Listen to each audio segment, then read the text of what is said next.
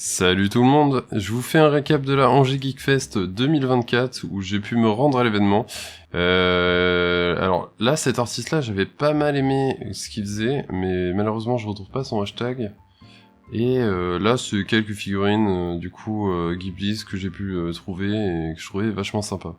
À savoir que j'enregistre par-dessus ma voix parce que le son était catastrophique et que du coup, je n'ai pas pu le réutiliser. Là, c'est également un artiste que j'ai vachement bien aimé, pareil, où j'ai pas du tout retrouvé son arrobase, mais à mon avis, pour les plus fins d'entre vous, vous arriverez à le trouver. Quelques petites figurines qui étaient vachement sympas, imprimées en 3D pour la plupart, mais que j'ai trouvé vachement cool dans l'ensemble. En tout cas, la convention était incroyable, avec des gens vraiment accueillants et ultra gentils sur les stands. C'était génial, il y avait même des producteurs locaux de certains produits, comme de l'hydromel ou qui se mariait vraiment bien avec les thèmes de la Angers Geek Fest. Enfin, le thème, ouais, c'était les années 90. Et ça se mariait vachement bien, sinon, avec l'univers fantasy où étaient placés les gens.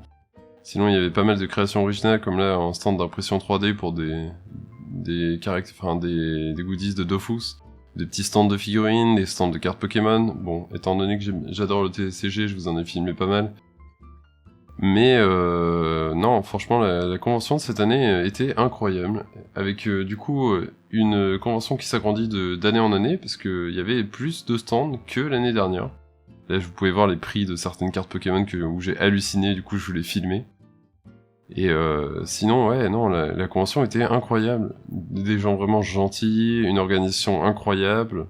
Bon, la nourriture qui fait toujours mal.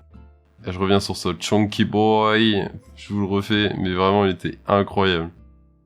À savoir que pour les prochaines conventions, je vais réitérer le même modèle, mais cette fois-ci où je ferai vraiment en mode vlog.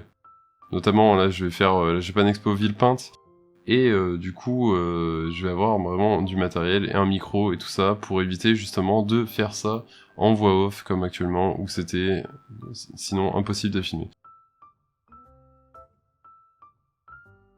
Alors ça, c'est une allée que j'ai vachement bien aimée dans la convention, du coup je tenais à la filmer, où en fait c'est une marque, Yoko Show, si je me dis pas de la merde, et vraiment c'était super sympa, leurs illustrations sont vachement cool. On est sur une équipe de plusieurs personnes, hein. J'ai l'impression que c'est quand même un groupe d'illustrateurs assez conséquent, mais avec les stands style vieille vie japonaise, ultra beau quoi. On sentait qu'il y avait eu du travail pour la mise en place du stand. Et également, j'ai tenté au Gachapon de gagner le sticker genre secret, que du coup j'ai obtenu, qu'on va voir ensuite par la vidéo. Et j'ai vraiment eu de la chance, et j'étais trop content.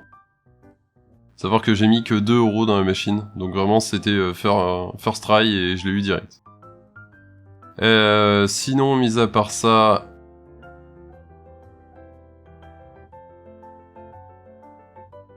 Là, je vous ai filmé une vue d'ensemble dans le stand des artistes. Alors ça, c'est un stand LDSC où on pouvait tester Dragon Ball. Je vous ai fait une petite compilation des artistes où j'ai vraiment trouvé que leur travail était incroyable. Du coup, je me suis permis de filmer leur stand et de les mettre pour que tout le monde puisse les trouver. Mais c'était vraiment 3 artistes que j'apprécie énormément et que le travail, je trouve, est vraiment qualitatif. Donc encore une fois, j'ai pas filmé tout le travail, tous les stands de dropshipping, fruits secs, bonbons, parce que on en a rien à faire clairement. Mais voilà, je vous ai filmé quelques plans. Savoir que j'ai pas pu tout filmer à cause d'un problème personnel, mais du coup, c'était vraiment incroyable. Et là, c'est un cosplay de dingue. Merci d'avoir regardé la vidéo, et on se retrouve pour un prochain live et une prochaine convention. Allez, à plus!